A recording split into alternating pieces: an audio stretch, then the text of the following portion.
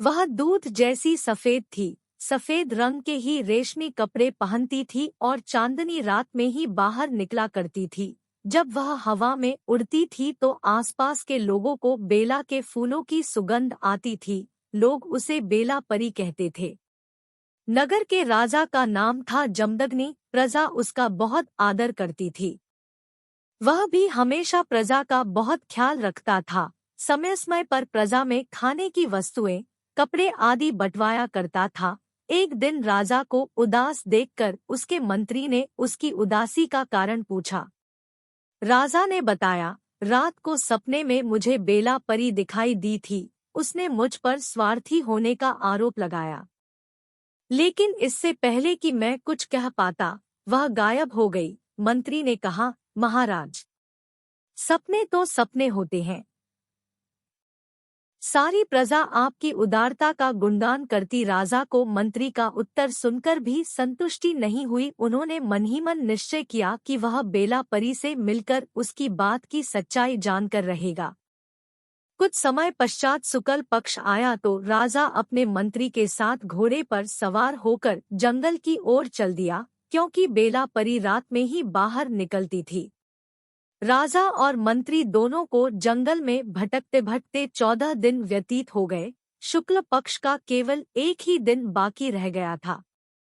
इसलिए वे दोनों उदास होकर झील के किनारे एक पेड़ के नीचे जा बैठे। ठंडी ठंडी हवा चल रही थी। खिली हुई चांदनी में झील का पानी मोतियों जैसा झिलमिला रहा था। वातावरण शांत था। मंत्री को बातें करते करते नींद आ गई है, लेकिन राजा जागता रहा। थोड़ी देर बाद राजा ने देखा कि चांदी की एक डोर झील में लटक रही है। उस डोर को पकड़कर सफेद रंग की एक परी तेजी से नीचे उतरती दिखाई दी। उसके पंख हिलने के कारण आसपास तेज हवा चलने लगी। राजा जन्मदिन उसे देखते ही समझ गए कि यह वही बेला परी है जो उन्हें सपने में दिखाई दी थी। बेला परी की सुंदरता देखकर राजा भौचक्का रह गया। वह दम साध कर उसे निहारने लगा।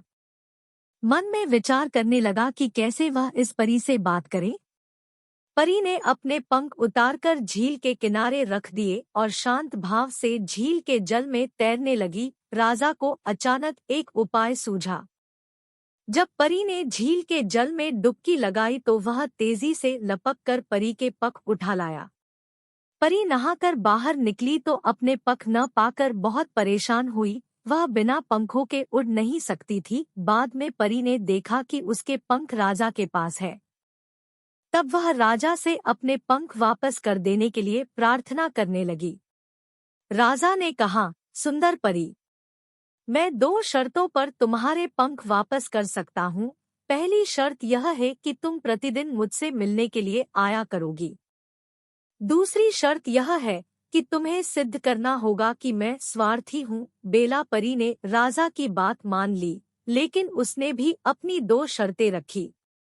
पहली यह कि वह केवल शुक्ल पक्ष में ही उससे मिलने आया करेगी। दूसरी यह कि राजा को उससे एक कहानी सुननी पड़ेगी। राजा जमदग्नि ने भी उसकी दोनों शर्तें मान ली।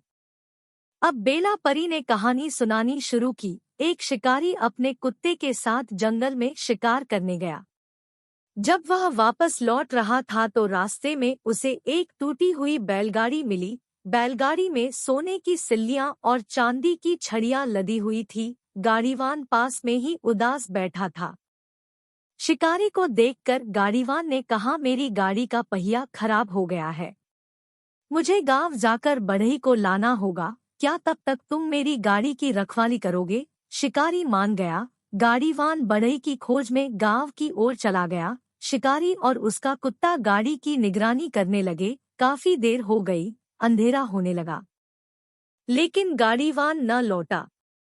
शिकारी को अपने घर जल्दी लौटना था, क्योंकि उसकी माँ को दिखाई नहीं देता था और वह बीमार भी थी। उसे माँ के लिए खाना भी बनाना था। शिकारी ने अपने कुत्ते से कहा, तुम गाड़ी की रखवाली करना। जब तक गाड़ीवान न आ जाए तब तक कहीं मत जाना। मैं घर जा रहा हूँ। कुत्ता पूरी चौकसी से गाड़ी की रखवाली करने लगा। वह गाड़ी के चारों ओर चक्कर लगाने लगा ताकि बैल कहीं दूर न चले जाए। आधी रात के करीब गाड़ीवान एक बढ़ई को लेकर आया। गाड़ीवान ने जब यह देखा कि उसका सोना चांदी ज्यों का त्यों सुरक्षित रूप से गाड़ी में लदा है, तो वह बहुत खुश हुआ। इनाम के तौर पर उसने चांदी की 5 छड़ियां कुत्ते को दे दी। कुत्ता सुबह होते होते घर लौटा। शिकारी ने देखा कि कुत्ते के मुंह में छड़ियां हैं। उसने सोचा कि कुत्ता यह छड़ियां चुरा लाया है। तब उसने वे छुट्टियां कुत्ते के मुंह से निकाली और उस पर वार कर दिया। कुत्ता बेचारा वहीं ढेर हो गया। इतना कहकर बेला परी चुप हो गई। राजा ने पूछा, आगे क्या हुआ? परी बोली, अब आगे सुनाने को रह ही क्या गया है। बेचारे उस स्वामी भक्त कुत्ते को शिकारी ने मार डाला और तुम्हारे मुंह से आ तक न निकली, फिर भी तुम अपने आप को दयालु और परोपकारी समझते हो। राजा को लगा कि उनसे कहीं कुछ गड़बड़ हो गई है। इतने में उनका मंत्री भी वहां आ चुका था।